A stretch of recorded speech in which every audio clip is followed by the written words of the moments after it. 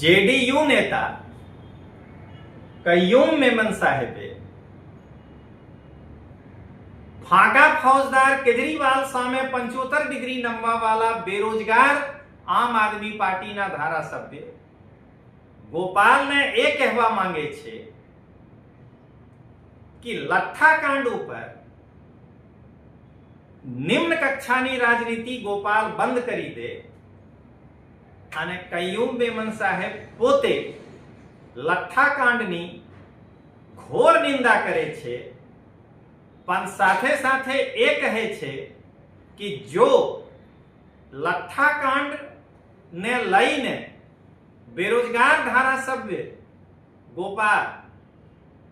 હર્ષ સંઘવી સાહેબથી રાજીનામું માંગે છે તો જે દિવસે પંજાબમાં ડ્રગ્સ પકડાવ્યા હતા તે દિવસે ગોપાલ પંજાબના મુખ્યમંત્રીના રાજીનામું કેમ નથી માંગ્યા?